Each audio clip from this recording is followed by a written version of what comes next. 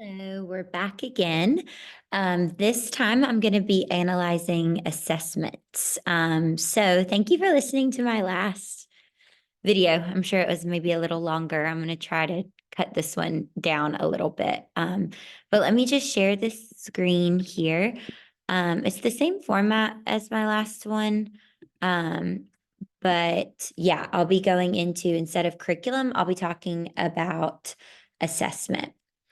So I'm still talking about my own classroom, private education, high school English, 11th grade. This is specifically AP language, and this is the AP language exam that I'll be taking a look at. So the first kind of overall lens I want to look at this assessment through is this idea of the 21st century learner. And so there was this nice synthesis that was done that kind of collected all of the different authors and scholars that had written on 21st century learning. And there was this consensus among the researchers that because of the changes in society, curriculum must be fundamentally configured to emphasize higher order cognitive processes such as critical thinking, creative problem solving, curiosity, and adaptability. And so these skill sets, particular to 21st century students, have been now kind of deemed and called the 21st century learner. Obviously, this goes with curriculum as well, but we're going to be looking at the assessment side of this. So there are two major scholars that have influenced this 21st century learner definition. So again, they're not the ones that coined the term, but their influence was huge. And that was Henry Gardner. And this quote here, Gardner's new minds rest on the assertion that the new millennium was a time and continues to be a time of immeasurable changes so prominent in the lives of individuals and society at large that the effects will be felt long into the future.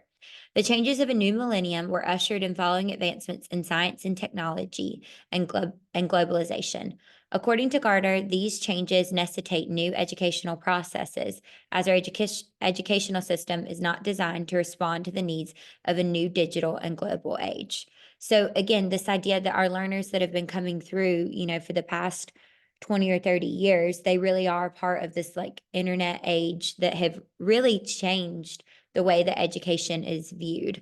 And because the curriculum is changing and becoming more worldwide, as our world became smaller through developments like the internet, then we need to really change the way we assess those learners and look at learning for them. And that takes us to Daniel Pink's influence. This is another quote. According to Pink, the future belongs to right brainers, of those individuals who possess the conceptual skills to be successful in an increasingly conceptual age. Pink's senses arise from the assertion that a definitive shift is taking place in the advanced world, one from a logical technical age to a conceptual age, which places a premium on knowledge. Pink's senses include design to change the world in significant ways, story or narrative imaging focused on understanding, sympathy and synthesis, empathy, play, and the pursuit of meaning. So again, he really does mirror, or I guess, he came before Gardner specifically, but this idea that the kids are changing and the assessments or the curriculum's changing, so the assessment needs to change. And I loved this focus on conceptual understanding that seems to be a key point of the 21st century learner. So that's really the lens that I'm going to be looking at the AP exam for language through, is this idea of conceptual learning. And so again, this idea is teaching conceptual understanding. It goes along with, again, what Pink was saying in the previous slide, that ensures that the assessment aligns with the curriculum because it's focusing on that 21st century student. Taking this approach enables teachers and students to constantly collect evidence of learning while students receive feedback to enable them to figure out what to do next. And so assessment becomes a little bit more of a formative role, and it's more of an experience rather than a bubble test. There's this really incredible book that kind of walks teachers through how to really incorporate conceptual understanding in their classroom. And it's by a woman named Julie Stern. And she advocates for the 4 pillars of assessment with conceptual understanding: transfer, is the ultimate goal. Mistakes are important. It's not about right or wrong. It's about progress and evidence and feedback throughout, not just at the end. So when we take a look at the actual artifacts, which is going to be the AP exam and the assessment, at the end of the year, my junior students take an exam that's 4 separate parts. There's a multiple choice section, and then there's 3 response essays. The students receive an overall score on a scale from 1 to 5. And then this is the way that the test is formatted. So the first section is 45 questions of multiple choice. This is 45% of the exam, and they have an hour to complete it. Again, they're reading questions and writing questions, just your straightforward bubble in the answers multiple choice test. The second part of the test is free response questions, where they have 2 hours and 15 minutes to complete all 3 essays. And so they have a synthesis question, which students compose an argument that combines and cites at least 3 of the sources they've been given. They have a rhetorical analysis essay, where they're going to read a text and then they analyze the writer's language. And then there's an argument essay where students create an evidence-based argument based on their own knowledge. And those come after the multiple choice and are worth 55% of the exam. This is one of the rubrics for the synthesis essay. So you can see it is on a scale. This is on a scale of 1 to 6. So the essays get scored 1 to 6, and then all of those scores, along with their multiple choice, get into an overall score of 1 to 5. And so, yeah, it's very point based. It's very right or wrong. Some of these are, you either have your thesis or you don't for that first point for the synthesis essay. And a lot of these essays, the rubrics do look the same. For evidence, right, did you have at least 3 of the provided sources to support all claims in a line of reasoning? Again, it's pretty formulaic here of what the readers are looking for. And then, of course, the sophistication point, which always kind of baffles my students, and they get a little hyperfixated on getting the sophistication point, but it's the reader's view on if the writing is sophisticated or not. So it's an interesting mix of how this is scored. So I'm going to analyze this assessment again through the lens of conceptual understanding. And I do think that there is a transfer of learning happening, specifically in the free response questions. And so, again, this idea of transfer of learning, meaning that the use of previously acquired knowledge and skills in new learning or problem solving situations. I think anytime I highlighted these parts that I consider to be a transfer of learning, thus a part of conceptual understanding. To compose an argument, anytime they're having to create their own stance and then support it, any type of analytical skills where they're taking, again, skill sets that they've learned in the classroom and then applying it.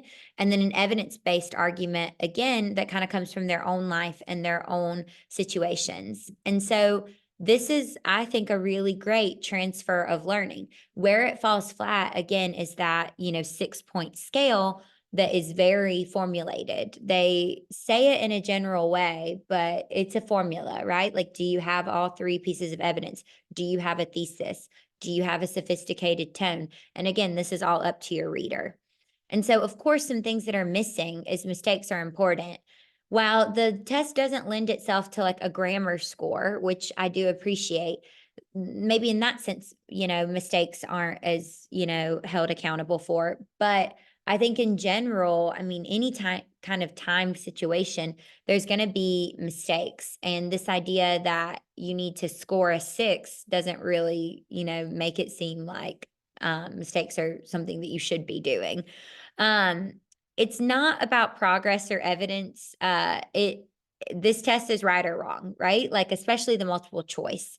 You either get it right or wrong. And then the feedback throughout, this is what always astonishes me about the test, is that we get the number score and we never get the reasoning why the student made what they made. And obviously we know that that's not good for teachers, because then we can't go and kind of fix what we've maybe been doing wrong in the teaching. But it's just one person's opinion, and we never really get to figure out why they scored what they've scored. So again, I think obviously the multiple choice part of this is like the biggest issue. I think that the rubrics could definitely be worked on as far as getting down to that transfer of learning. How do we measure that in ways that aren't so formulated? And of course, feedback. So this is an example of suggestions that I make in order to incorporate the 21st century skill set and conceptual understanding into the AP curriculum. This idea of an annual portfolio. So getting rid of the hidden curriculum. It's not that I need to teach a separate kind of set of rules in order for them to pass the test. What I'm using in my class will actually be used for assessment. And so let's see, I think I can maybe click on this. This isn't something that I created. This is just a great example, in my opinion, of like a portfolio that could be used. And so what I love about this is that it's a senior portfolio project, but I think, again, you could use it for really anything. You could use it for junior year, sophomore year, freshman year, but it has a purpose. So it not only gives them a way to build their resume as far as an actual like paper, but it also becomes their writing portfolio for the year. So they have an introduction to that, and then they have at least 3 writing samples.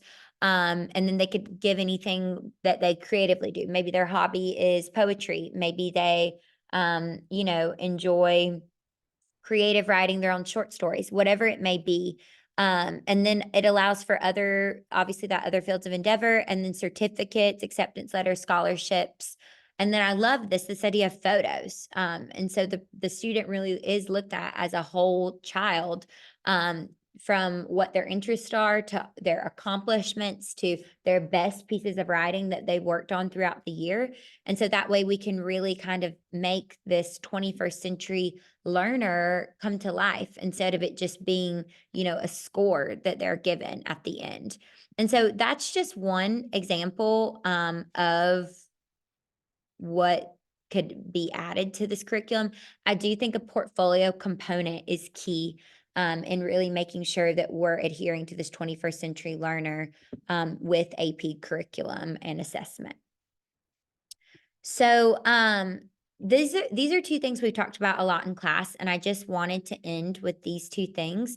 This idea that there is an imbalance between the subject of curriculum and assessment, right? There's a gap between the policy intentions and practices. And again, I wrote on this in some of my reflections, but this idea that we need to be reading high quality, intellectually challenging, and substantial whole texts. Like, I wholeheartedly agree with that.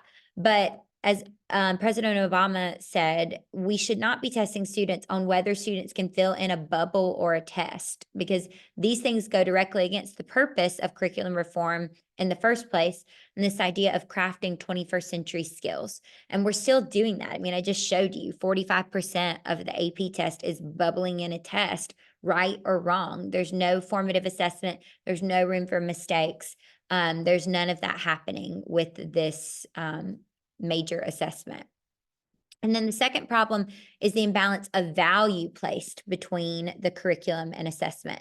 So again, the subjects aren't lining up, but then the value, right? If assessments don't match curriculum and standards, then assessments results have little in judging how well the students are at learning. Also, like, how prevalent is that 4 that the student gets, or a 3, if there's absolutely no feedback, if they have nowhere to go with that, if it's just, oh, do I get to not take English 101 in college? This idea that now it's become the high school teacher's job to get this student out of a freshman level English when they're in a junior level high school course. And so that's become a misrepresentation here.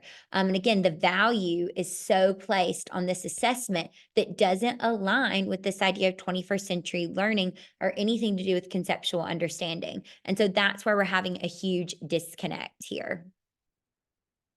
And that is the end. Those are my references there. Again, I will give you a PDF of this so that way you have it. But that's all I've got. Thank you so much for your time, and I'll see you in class.